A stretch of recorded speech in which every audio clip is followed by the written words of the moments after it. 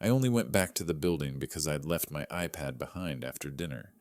I thought I'd just grab it and leave nothing complicated. But the moment I stepped inside, the shift manager stopped me. She stared at me for a long time, then lowered her voice and said she wanted to show me something, but before that, I had to promise her one thing. I asked what kind of promise. She said I had to promise I wouldn't faint. I almost laughed. At my age, I'd been through enough business wars, betrayal, loss. I didn't think there was anything left that could scare me. She led me into the surveillance room and pulled up the camera above the dinner table from earlier that night. And after just a few seconds, looking at the screen, I nearly passed out. If you're still listening to this story, leave a dot so I know you're here. And if you want to hear everything that happened after that, don't forget to subscribe to the channel. Thank you for taking the time to listen. I had only meant to go back for the tablet. That evening itself had been nothing special, just a late dinner at the Ashford Conference Center, where my company had hosted a small reception for partners. No party, no hard liquor, just a few polite speeches, a few handshakes, and the same repetitive business talk that gets boring fast. I left earlier than the others. Lately I'd been tired, my mind slower than it used to be. My hand occasionally trembling when I held a glass of water, something I'd grown used to over the past few months. It wasn't until the car had been out of the parking lot for nearly 10 minutes that I realized the tablet wasn't on the passenger seat. I swore under my breath it held my schedule, unanswered emails, and the notes I relied on to remember daily details, then turned the car around and drove back. The dashboard clock read 9:12 p.m. The parking lot was emptier than before, yellow lights casting long, cold reflections on the asphalt. I walked into the main lobby. The front desk lights were off, with only dim light coming from the hallway leading to the service area in back. I was about to call out to see if anyone was still there when a voice spoke from behind me, asking if I was Mr. Hale. I turned around and saw a young woman a few steps away, wearing a shift manager's uniform, her hair neatly tied back, a small name badge on her chest, reading Naomi Pierce. I remembered her as the one who had coordinated the evening, handled the room, set up guest list, and everything else efficiently. I told her I'd left my tablet probably on the meeting room table. She nodded, but her eyes didn't carry the usual, let me get that for you look. Instead, she glanced around the lobby, stepped closer, her voice rough as if she'd been crying, and I realized she hadn't planned to tell anyone this, but she couldn't swallow it either. She asked if I'd come back alone. I said yes, and she took a deep breath, her hand trembling slightly on the handle of the administrative door, as she asked me to follow her for a moment. I said I just needed my stuff and would be gone quickly, but she didn't answer, opened the door, stepped inside, then turned back and asked me to come in and promise her one thing. When I asked what she looked straight at me under the harsh hallway lights, the tension on her face impossible to hide, and slowly, carefully said I had to promise I wouldn't faint. The words stopped me cold. She closed the door behind me, not fully locked, but enough to block out the lobby noise, and apologized, saying she knew this was strange. But if I saw what she was about to show me without someone nearby, she was afraid I'd collapse. She led me down a narrow hallway into the operations office, a small room with 2 desks, a filing cabinet, and a row of wall-mounted monitors. My tablet lay dark on a nearby table. As I reached for it, she asked me not to touch it yet. She turned on one monitor, pulling up security footage, split into multiple views, and admitted she wasn't authorized to do this and could lose her job. But if she stayed silent, she wouldn't be able to sleep. At the end of her shift, while reviewing the banquet area cameras to check staff procedures, she noticed something off at my table and then saw this. She told me to sit down. I did, leaning back against the desk, not out of obedience, but because my head suddenly felt heavy. A familiar feeling, though it came faster tonight. She switched to a single camera view, the large meeting room where dinner had just ended, the long table with white linens and partially cleared glasses, and there I was, on screen, standing up and grabbing my coat. She said this was about 20 minutes earlier when I'd left the room to take a phone call. I watched closely. No sound, but a clear angle, and I saw Ryan. My son still sitting in his seat, his hand on the table, Vanessa beside him, leaning slightly toward him as they spoke. On screen, I turned my back, and then it happened. Quickly, Ryan leaned forward, a smooth motion that could have been mistaken for adjusting a napkin, his hand slipping into his suit pocket. Naomi told me to watch his right hand. I held my breath as he pulled out a small object, a thin glass vial no bigger than a pinky finger, popped the cap with his thumb, tilted it, and poured something into the glass of water in front of my seat. Unhurried, steady, practiced. Vanessa saw it and didn't react strongly, only shifting slightly to block the view from across the table, then placing her hand over his, in what looked like reassurance.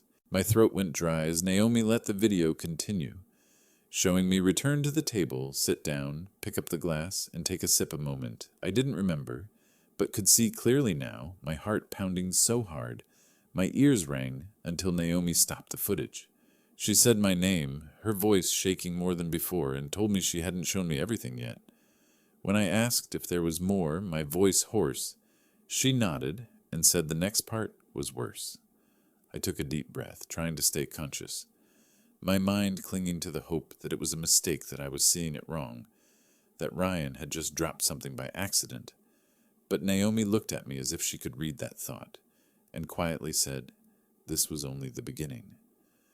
The frozen image of the glass still hung on the screen, and I knew that whether I wanted to or not, I was about to keep watching, and I felt with terrifying clarity that from the moment that door closed behind me, my life would never return to what it had been. I couldn't stay long in that small room.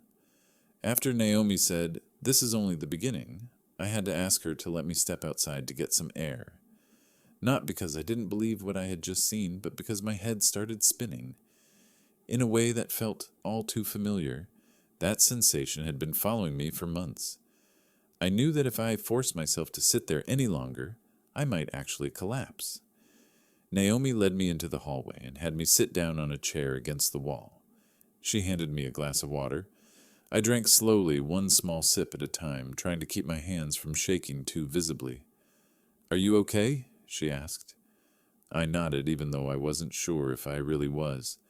What if this hadn't started just tonight? The truth was, I hadn't been myself for half a year. At first, it was only very small things. I forgot the meeting schedules, mixed up call times. Once, while signing paperwork, I suddenly forgot what I was signing and had to flip back and read from the beginning. I reassured myself that this happened to everyone. I was 69 years old. A slower brain was normal.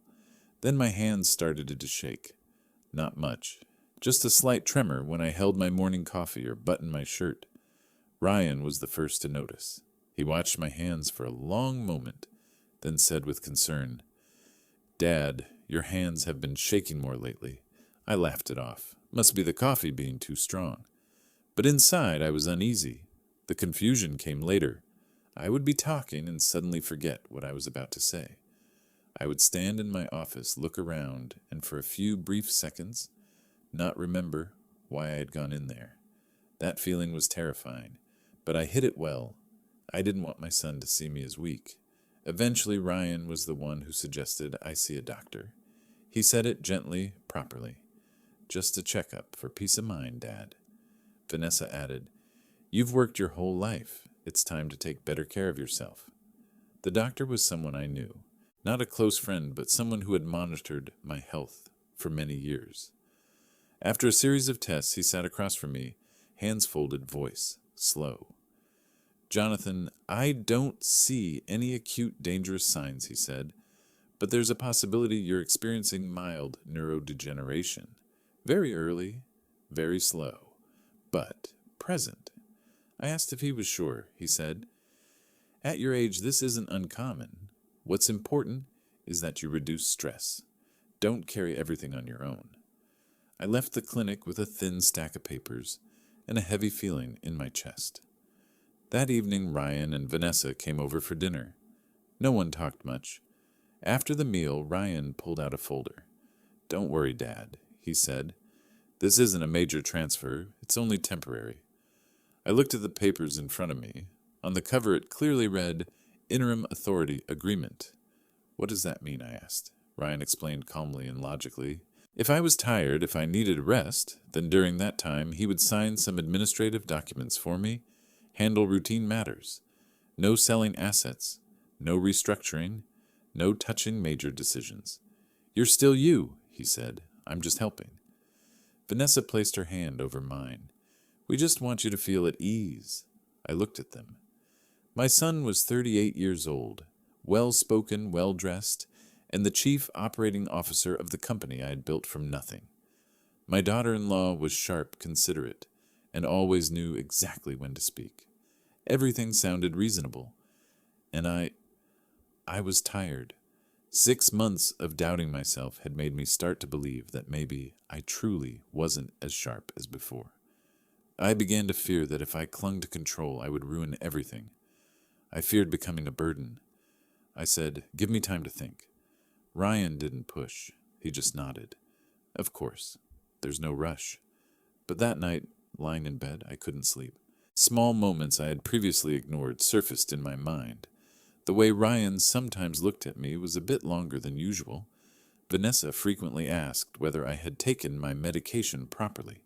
The new bottles of vitamins that had appeared in my kitchen cabinet bought by Ryan for Dad, I'd taken them every morning. I trusted my son.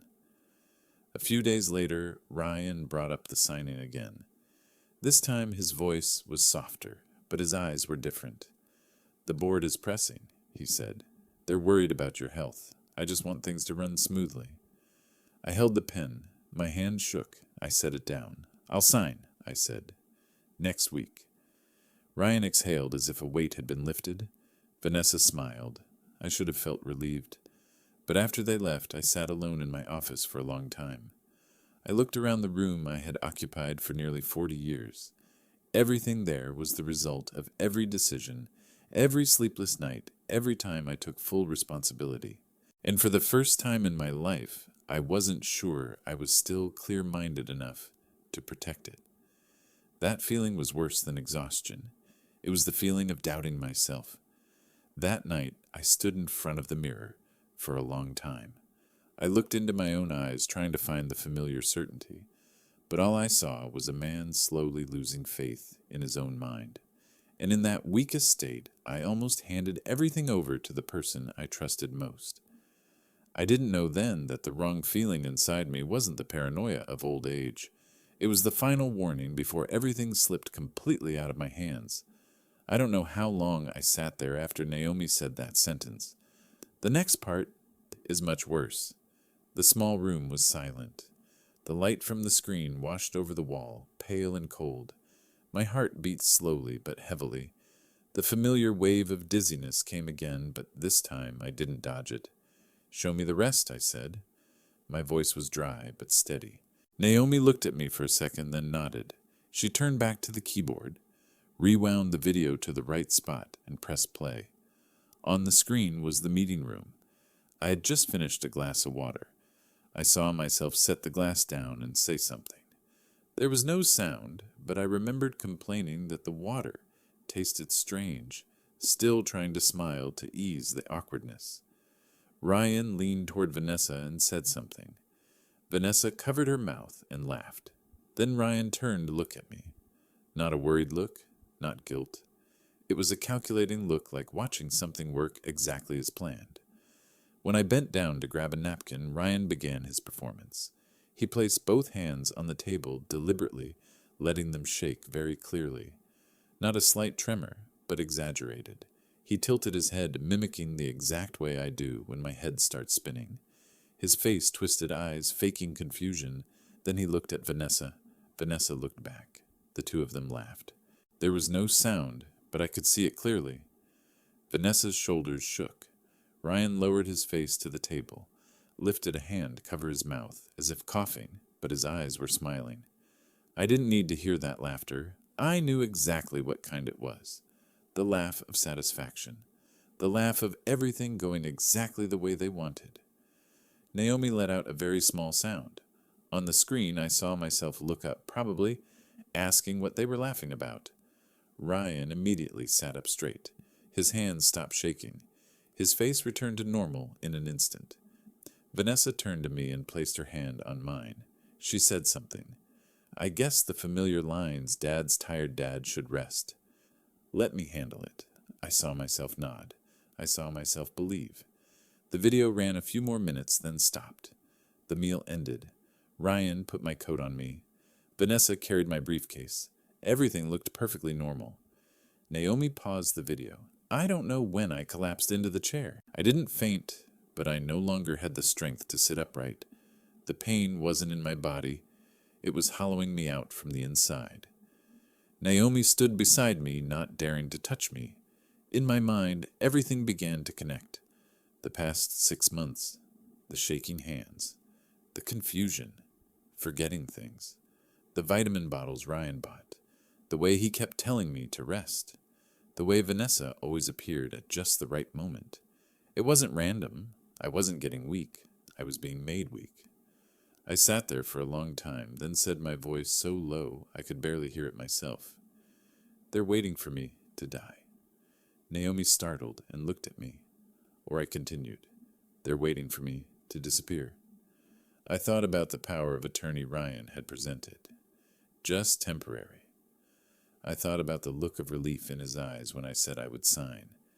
If I signed, everything would be legal. If I kept getting weaker, everything would look natural. An old father, confused quietly, steps aside, and I would disappear from my own life. Naomi sat down across from me.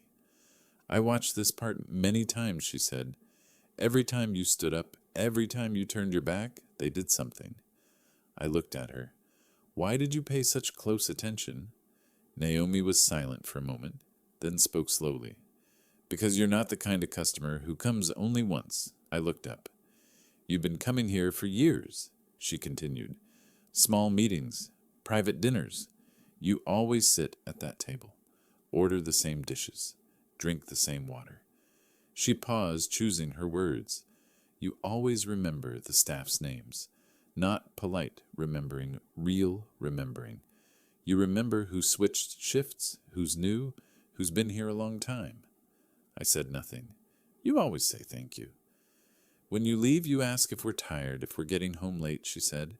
"People like you don't get confused easily." She looked straight at me. "So when I saw you starting to drift, repeat yourself, hold your glass unsteadily. It felt wrong. It wasn't you at all." She took a small breath, and when I reviewed the cameras, I knew I couldn't pretend I hadn't seen it. I closed my eyes. I wanted to believe this was just a misunderstanding. I wanted to take the tablet home, sleep it off, and call Ryan in the morning, like nothing had happened. But the smiles on the screen wouldn't let me. I stood up slowly. "You don't need to do anything else tonight," I said. "And you?" Naomi asked. "I need time." I took the tablet and walked outside. Naomi opened the door for me. The night wind from the parking lot hit my face cold and real. For the first time in months, my mind was clear.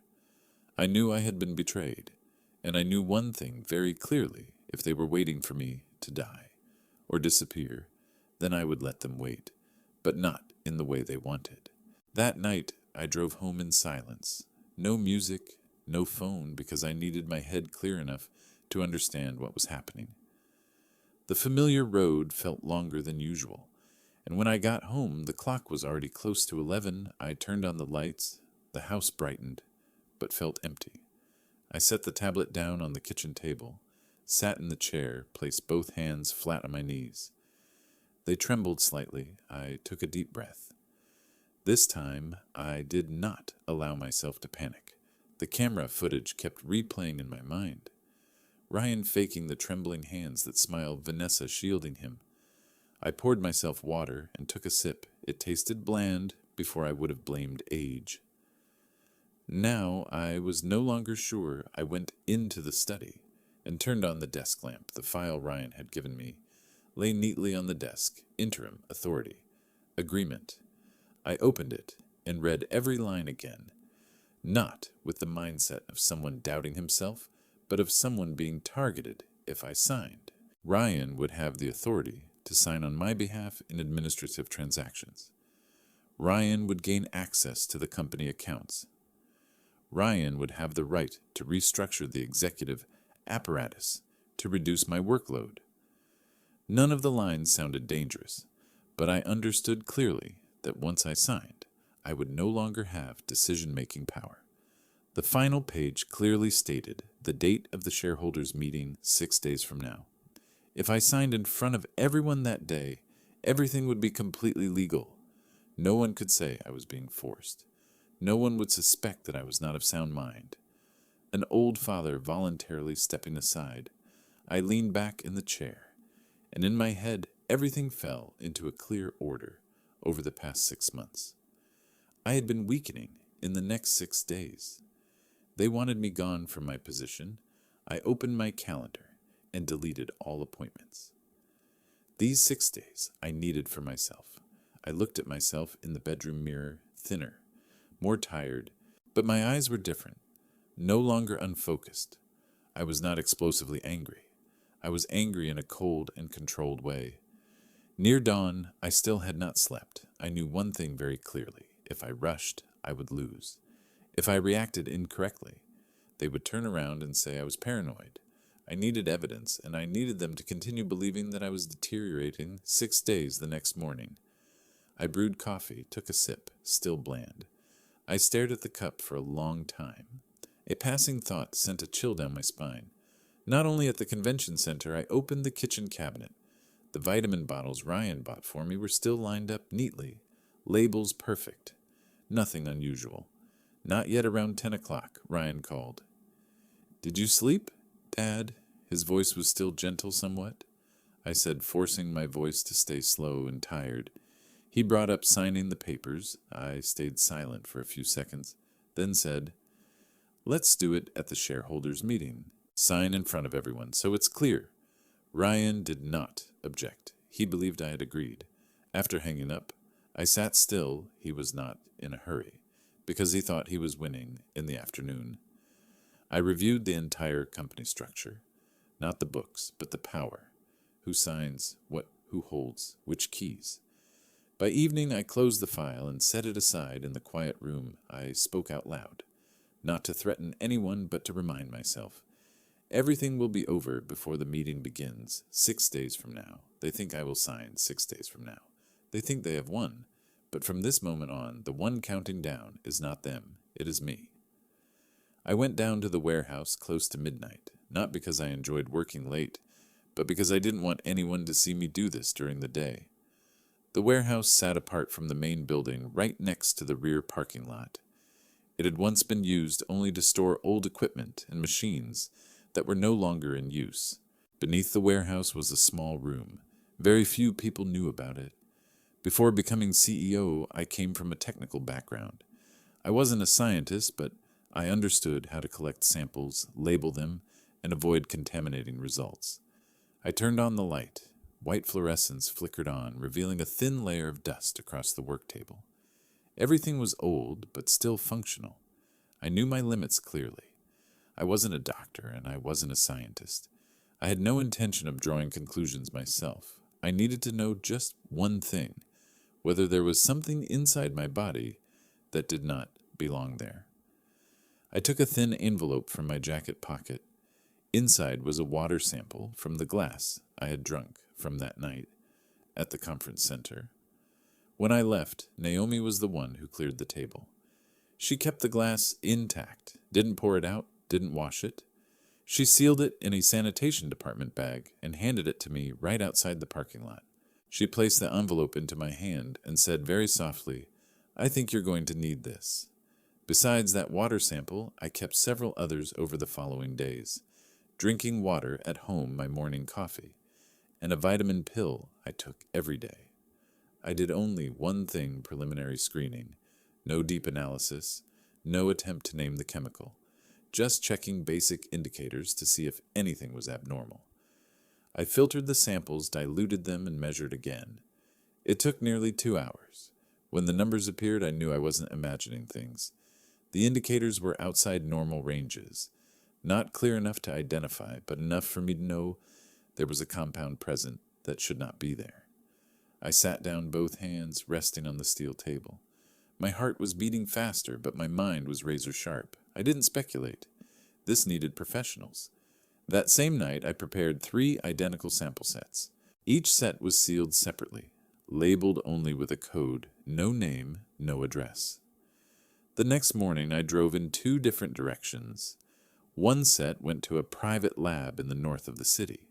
They specialized in rapid corporate testing, asked a few questions, and only required payment. The second set went to another independent lab, nearly an hour's drive away. I used a client code, not my real name. The remaining set I kept. I told no one, not even Ryan. I continued playing the role of the exhausted father, sleeping more, replying to messages more slowly, taking medication on schedule, letting them believe everything was proceeding exactly according to their plan. 3 days later, the first result came back by phone. The voice on the other end was very cautious. "Your sample shows signs of containing a synthetic compound," he said. "The dose is very low, but repeated exposure can create a cumulative effect, exactly the kind that weakens someone gradually without raising immediate suspicion." "What does it do?" I asked. "It temporarily inhibits neural transmission," he replied. "Slows reflexes, causes mild confusion, reduces concentration." "Temporarily," I asked again. "If exposure stops," he said, "the body can recover. Usually within a few weeks to a few months." I hung up. 2 hours later, the second lab sent their results. Almost identical. Not something meant to kill, not something that would drop me immediately, but something designed to weaken me slowly. I stared at the conclusion on the computer screen. The words "reversible effect" stood out clearly. Full recovery is possible. My chest tightened, not from fear, but because I finally understood the entire intent. Ryan didn't want me dead, at least not yet. He wanted me alive, but no longer sharp enough to control anything. I stood up and paced the narrow room. The final pieces snapped into place. The mornings when my mind felt empty. The emails I had to reread because I wasn't sure I'd fully understood them. The slight tremors in my hands have no clear cause. Not illness, not age. It was my nervous system being interfered with little by little. I opened the mini fridge, looked at the remaining sample set, then closed it. I didn't need anything else. I had enough answers. I cleaned the lab, carefully erased traces from the machine, locked the door, and turned off the lights. Before leaving, I paused and took a deep breath.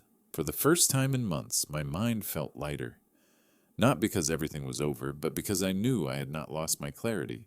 I could recover, and I could prove it. When I returned to the main house, dawn was approaching. The house was still quiet. From this moment on, everything was no longer suspicion or instinct. It was the truth. 6 days continued to pass, but the one counting the time now was not them. I started with the numbers. Not because I like money, but because a lifetime in business taught me one thing: people can lie, but cash flow never does. That morning I called Mark Ellis. Mark had been in charge of internal auditing at Hale Meridian for more than 10 years. He wasn't close to me, and he wasn't close to Ryan either. Our relationship was strictly professional. That was exactly what I needed right now. "I want you to review all loans and cash flows connected to Ryan," I said. "No formal report. Just tell me if anything looks off." Mark was silent for a few seconds. "Are you sure?" he asked.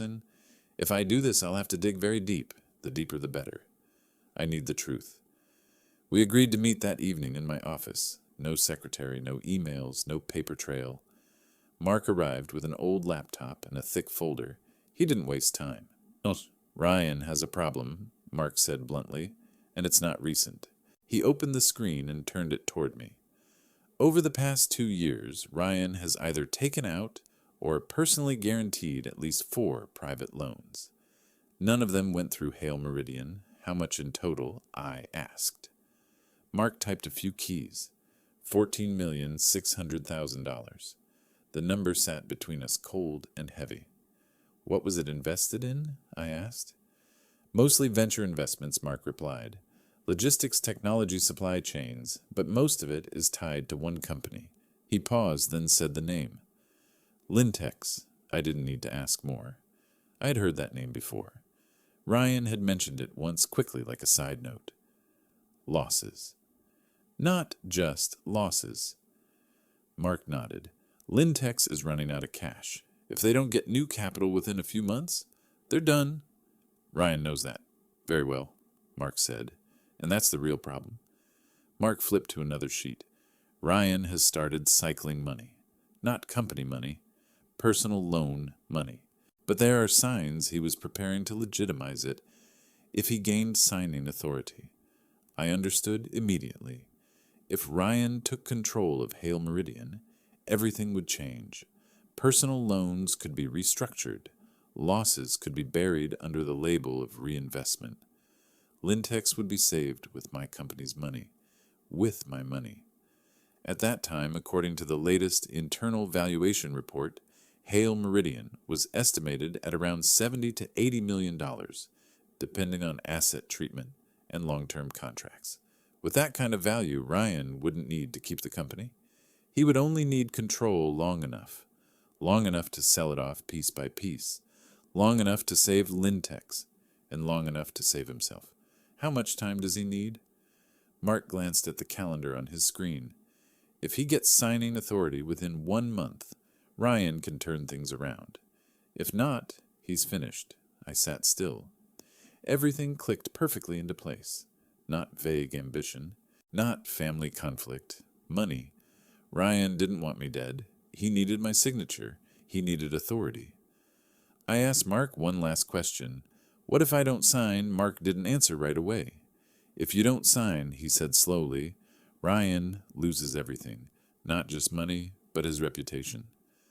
I nodded, and Vanessa Mark exhaled. She knows. Maybe not the exact numbers, but she definitely knows there's a problem. I walked Mark out through the back door after it was fully dark. When I returned to my office, I sat alone. $14,600,000. A number big enough to make people desperate. Big enough to turn a son into a cold strategist. And big enough to explain why they needed me weakened. If I wasn't fully aware, I would sign. If I signed, Ryan lived. If I disappeared from the game, everything would be wiped clean. I looked at the authorization file on my desk. Now I understood their motive clearly. Not because I was old, not because they wanted to help me rest, but because they were drowning and Hale Meridian was the only lifebuoy. I stood up and closed the file.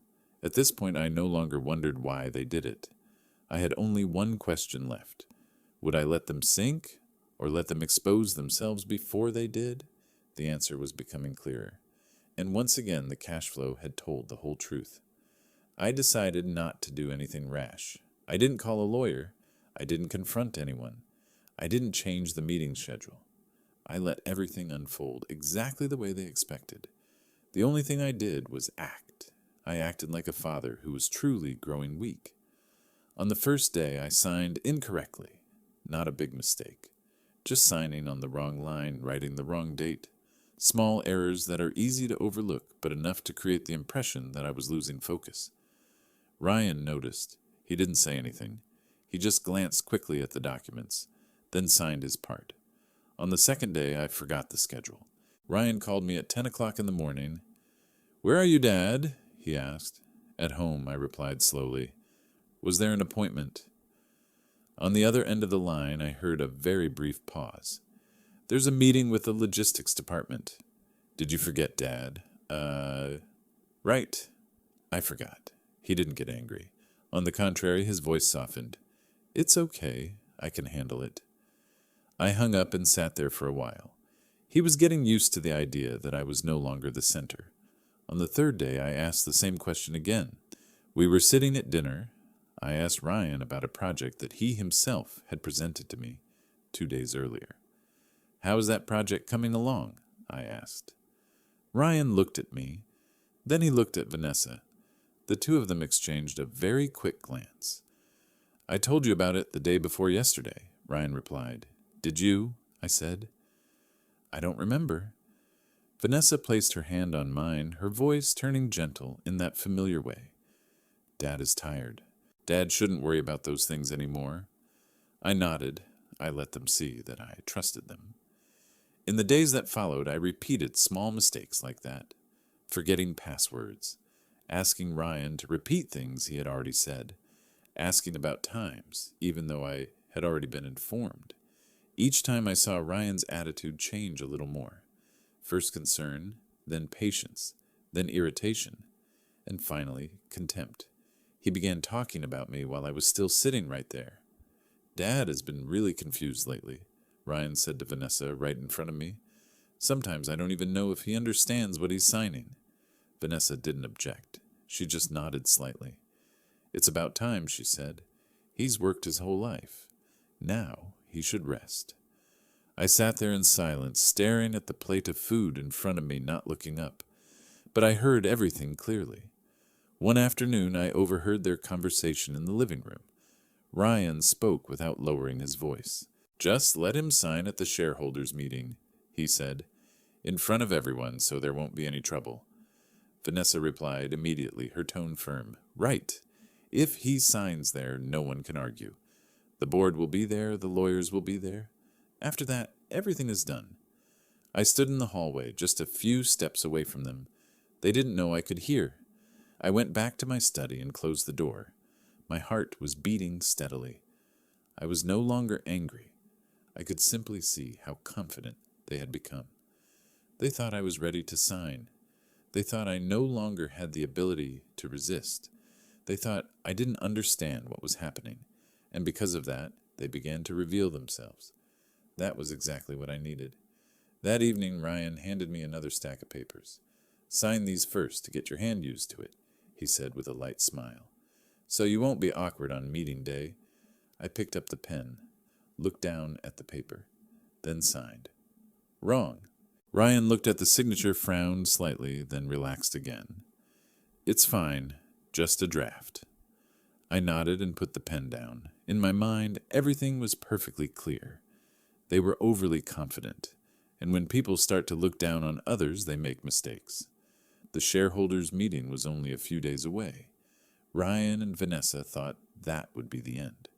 But I knew that was when everything would begin. I couldn't do this alone. Not because I wasn't clear-headed, but because there are things that if done by my own hand would leave traces. I needed someone who understood systems, understood the rules of the game, and most importantly, understood when not to ask questions. I called Caleb Monroe at nearly 11 o'clock at night. Caleb had been the chief technology officer of Hale Meridian 12 years earlier, back when the company wasn't yet publicly listed. After a restructuring, he left and started his own consulting firm. We no longer worked together, but we stayed in touch. Not close, not distant, trustworthy enough. The phone rang 3 times, Jonathan Caleb said. Calling at this hour means something's wrong. I need you, I replied, not in your old capacity, as the only person I trust to do this right. Caleb was silent for a few seconds. Do you still remember Hale Meridian's core system? I do, he said. There aren't many things in life I'm able to forget. I need to clean it up before anyone else touches it.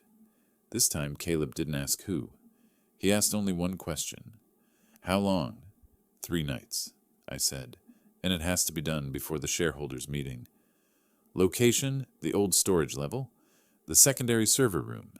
No one uses it anymore. All right, he said. I'll be there after midnight. I hung up. 3 nights. 3 nights to do things that if Ryan ever found out, he would never believe. The first night we transferred ownership of the intellectual property of the internal systems into a temporary holding structure fully legal and bearing my digital signature. No server relocation, no noisy dismantling, just transferring IP ownership into a temporary holding vehicle, legal, discreet, and entirely valid because I was still the lawful owner. Caleb worked quietly. No hard keystrokes, no unnecessary words. All internal software copyrights, he said. Copied, hashed, and stored in 3 separate locations. Will Ryan see it? I asked. No, Caleb replied. He only looks at the dashboard. This sits underneath. I nodded. The second night we locked accounts. Not immediately, but on a conditional schedule. Because I was still the lawful owner of the highest level access rights, all of these safeguards fell squarely within my administrative authority. Caleb explained it simply. If there's a change in operational control without dual authentication from the original owner, he said the system automatically closes all sensitive gateways. What will Ryan see? I asked. An error notice, Caleb replied, and he'll think the transition wasn't completed properly. I understood. He would think it was a technical issue, not a trap. The third night was the longest. We backed up the data. Every contract, internal emails, access logs, edit histories, cash flows, irregular login sessions, every file encrypted, categorized, timestamped. Caleb worked without pause. I sat beside him, reviewing items when necessary. Some emails made me stop. Ryan writing to a Lintex partner, asking about sample batch progress and expected effects, wording vague enough to mislead outsiders, but unmistakably clear to me once I knew what to look for. One attachment titled Timeline, Transition Window. A single note line read, "If he signs this week, everything will be clean." I said nothing. Neither did Caleb. Close to 4 a.m, he leaned back in his chair. "It's done," he said. "If anyone enters the system later, they'll only see what you allow them to see." "I want to keep a copy," I said. "You already have it," Caleb replied. 3 copies, in 3 different places, one of them known only to you and me. I stood up, looking at the dark room lit only by the faint glow of the servers. "Ryan doesn't know anything," I said. Caleb smiled faintly. "He thinks you're forgetting," he said, "while you're remembering everything." Before leaving, Caleb looked at me for a long moment. "Jonathan," he said. "Are you sure I'm sure?" I replied. "I'm not gutting the company. I'm just taking back my part before someone else tears it apart." Caleb nodded, said nothing more. 3 nights passed. By day I was still the confused father, signing wrong, asking twice, letting Ryan remind me of things. By night I was the one clearing the exit path. Ryan had no idea. He still thought everything was in his hands, and that was exactly why the plan worked. When I closed the storage room door for the last time, dawn was just breaking. I stood still for a moment, placing my hand on the cold metal door. Everything that truly mattered had already been moved. What remained was just the shell. The shareholders' meeting was approaching, and when that door finally opened, Ryan would walk into what he believed was victory. But in truth, it had already been empty. I did not find Lintex by instinct. I found them by numbers. After 3 nights of scrubbing the system clean with Caleb, I started rereading every backup. Not to look for technical errors, but to look for human fingerprints. Money flows do not lie. Emails lie even less. There was a series of transactions repeating over and over, very small but steady. Not big enough to trigger alarms. Not obvious enough for anyone to notice. But when placed side by side, they formed a straight line. All of them passed through a single intermediary legal entity. The name was clean. The address was neat. The profile was impeccable. Lintex Advisory Group. I stared at that name for a long time. Then I laughed. Not because I was surprised, but because finally everything had returned to exactly where it belonged. Marcus Linton. 20 years ago, Marcus and I stood at the same negotiation table. Back then, Hale Meridian was still small. We competed head-to-head for a major state government contract. Marcus lost, not because he lacked money, but because of how he operated. Marcus always wanted to move fast, cut corners, push risk onto others. I was the opposite. I built slowly. I kept systems sealed. I did not sign unless I understood every clause. Marcus once told me very bluntly one evening, "Jonathan, if you do business like that, you'll get rich very slowly." I replied, "And you'll get rich fast, but you won't be able to keep it." We did not speak after that, until now. I traced the emails Ryan had sent over the past 6 months, not emails directly to Marcus, but through a third party, a so-called independent financial advisor.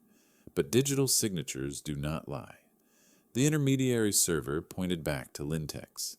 The compound Ryan used to weaken me was the same. Not self-sourced, not random.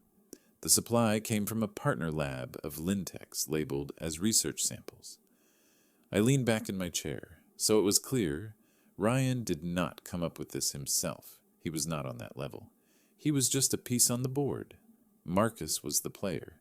Marcus's target was never Ryan. The target was Hale Meridian, a clean company, good data, long-term contracts, stable systems, but heavily dependent on an aging founder. If I lost cognitive capacity, if I signed over the power of attorney, if the company fell into Ryan's hands, a man drowning in debt, then Marcus would appear at exactly the right moment. Buy it cheap, break it apart, sell it off, exactly his style. I opened another file, an internal Lintex memo, buried in an attachment cache deleted from the inbox, but metadata traces and temporary copies still lived in the backup system. Title, Acquisition Window, Hale Meridian. The contents were concise. Valuation drops sharply if there is internal dispute. Prioritize transfer through an heir. Avoid direct confrontation with Jonathan Hale. The final line was underlined. When he no longer controls himself, everything will resolve automatically. I closed the file. Marcus was still the same. Still avoiding direct confrontation, still standing behind the scenes, still waiting for others to dirty their hands. Ryan was simply too greedy and too weak to refuse. I stood up and poured myself a glass of water. My hand did not shake. My head did not spin.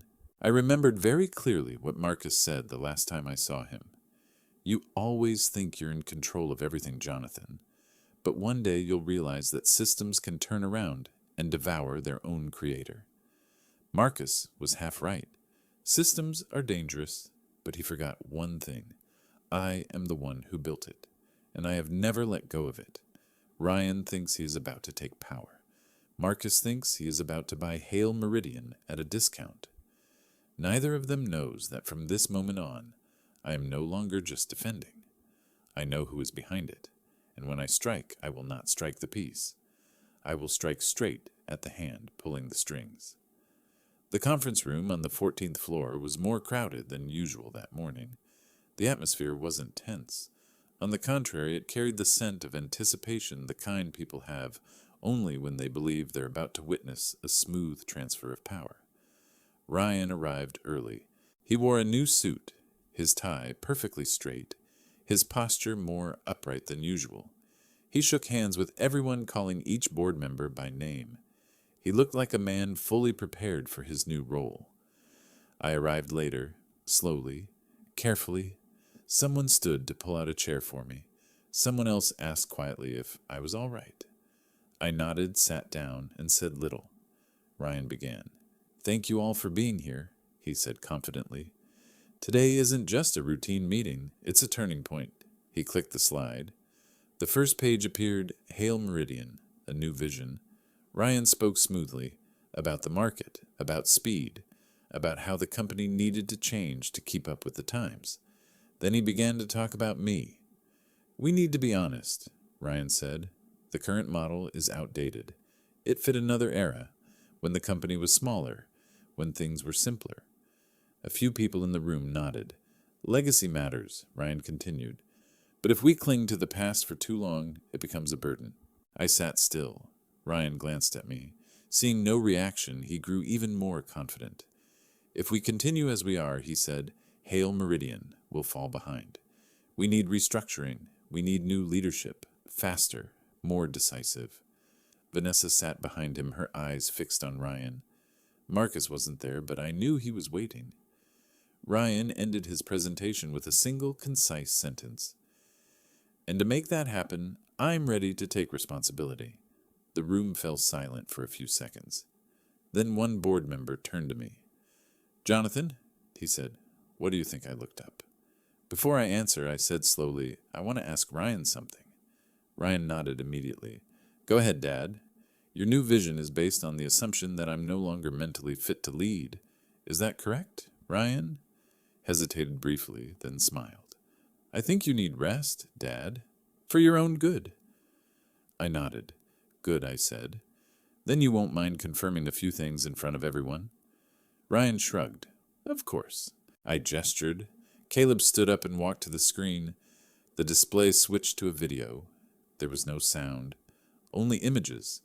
The footage showed a small reception hosted by my own company a few days earlier. I stood up and left the table. As my back was turned, Ryan leaned in, pulled a small vial from his jacket pocket. Vanessa shielded him. Ryan poured something into my glass of water. The entire room held its breath. The video continued. Ryan mimicked the trembling of my hands, laughing. Vanessa lowered her head, her shoulders shaking. Ryan jumped to his feet. Stop it! I raised my hand. Not yet. Caleb changed the slide. A lab report appeared. The names of 2 independent laboratories. Dates.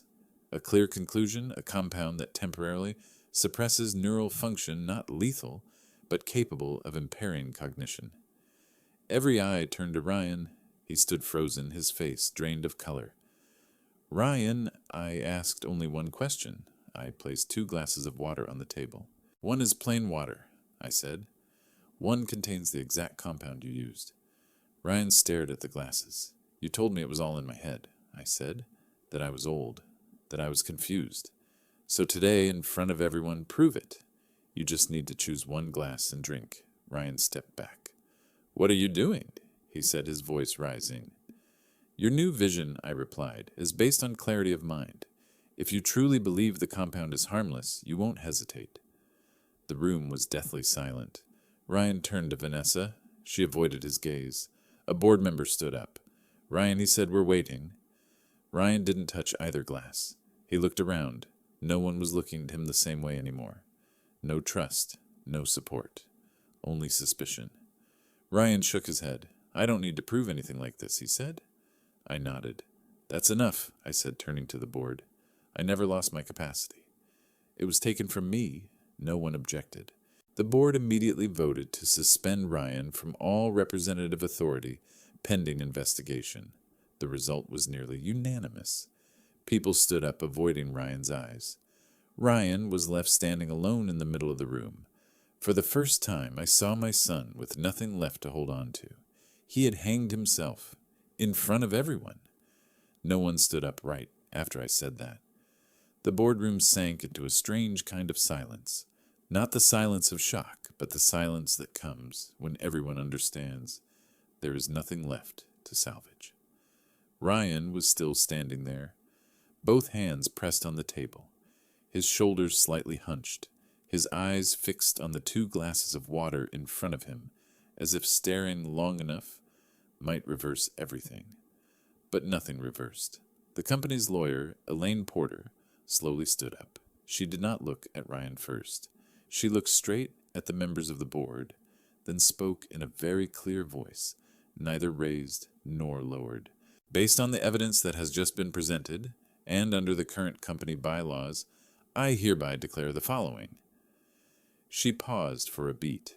From this moment on, Ryan Hale no longer has any authorities to represent Hale Meridian. A few people sharply inhaled. Ryan whipped around to face her. You can't. Elaine raised her hand, cutting him off. Your system access has been temporarily suspended, your signing authority revoked, and your right to speak on behalf of the company as well. Ryan turned to me. How long have you been setting this up? His voice openly shaking. I looked at him. Since the moment you thought I couldn't remember anything anymore, I said. Ryan shook his head. He let out a dry laugh. That's impossible. This isn't over. I did not reply. The night before, Elaine had already sent all the evidence, along with an emergency intervention request, to the financial investigation authorities. I didn't want noise, but I wanted everything to stop by the book. The boardroom doors opened. 2 men in plain clothes walked in, followed by a uniformed police officer. No one in the room looked surprised. Everything had been prepared. The officer stepped forward and stopped beside Elaine. Ryan Hale, he asked. Ryan turned back. What is this about? You are being detained for investigation, the officer said, in connection with intentional bodily harm, fraud, and manipulation of corporate assets. Vanessa shot to her feet. "This is a setup," she screamed. "You have no right." Another officer stepped forward, gentle but firm. "Ma'am, please sit down," he said. Ryan took a step back. "Dad," he said, "you're really going to let them handcuff me in front of everyone?" I looked at him for a long time. "You let me sit there every day not knowing whether I was still sane. You made me doubt my own mind. Today you're just standing exactly where you put me." The officer extended his hand. "Please turn around." Ryan did not resist, but when the handcuffs closed, the sound of metal rang sharply through the quiet room. No one looked away. The shareholders stared straight ahead. The people who had listened to his new vision 15 minutes earlier were now watching the man behind it, being handcuffed right where he had been about to take power. Ryan was led toward the door. Before leaving the room, he turned back and looked at me one last time. There was no anger left in his eyes, only confusion. The door closed. Elaine turned to the board. "Today's meeting is adjourned. All decisions regarding Hale Meridian will temporarily fall under the authority of Mr. Jonathan Hale." No one objected. People stood up quietly, gathering their papers. No one came over to ask me anything. No one needed an explanation anymore. As the room slowly emptied, I remained seated. I didn't feel relieved. I didn't feel victorious. I felt only one thing with absolute clarity. Everything Ryan thought was about to begin ended right here. 3 months after that meeting, I returned to the same medical examination room, where I had sat for nearly half a year before the same old chair, the same antiseptic smell, the same white light shining straight down onto my face, but this time I no longer felt lost. The doctor studied the test results for a long time, flipped through my old file, compared every indicator, then looked up at me and said, "There are no signs of cognitive decline. Reflexes are normal. Memory is stable. You have fully recovered." I nodded. I knew it even before he said it. A few months later, the trial ended. Ryan was sentenced to 12 years in prison for conspiracy to poison financial fraud and illegal seizure of corporate control. No probation, no leniency. Everything he had once called vision was entered into the record under its proper name, premeditated crime. Vanessa received 7 years for aiding and abetting, concealing illegal acts, and falsifying evidence. She did not cry at sentencing. She only lowered her head. Perhaps for the first time in her life, she understood what it meant to stand on the side where no one shields you. I was not present on the day of sentencing. I did not need to see it. Hearing the result through a call from my lawyer was enough. Hale Meridian continued to operate even more steadily than before. Ryan no longer appeared in the hallways. No more fake dad calls. No more long emails about the future that were really just attempts to save himself. Vanessa also vanished from all internal records, as if she had never belonged there at all. One morning I invited Naomi up to my office. She walked in still cautious, just like the first time I met her in the monitoring room that day. "I'm not sure I'm qualified," she said. "Qualification doesn't come from them," I replied. "It comes from the fact that you didn't turn away." I placed a file in front of her. It was not a temporary contract. It was an official appointment decision. I slid the folder toward Naomi. "Before you say anything, I want you to know I didn't make this decision based on emotion." Naomi looked at me slightly surprised. "I reviewed your file," I continued. From the beginning, she did not respond, just sat still. "A degree in operations management," I said. "Graduated with honors. A thesis on internal risk management. Worked night shifts for 3 consecutive years. Never a single complaint. Never a single procedural violation." I turned to another page. "You're good with systems. Good at observing. You remember details. You know when to stay silent, and when silence is not an option." Naomi took a light breath. "I know why you were never placed in the right position," I said. "Not because you weren't good enough, but because no one ever gave you a chance." She lowered her head. "What you still lack," I said bluntly, "is real executive-level battlefield experience. That's not something books give you, and no one gets it by accident." I looked straight at her. "So I want you on the executive board, but not just to fill a seat.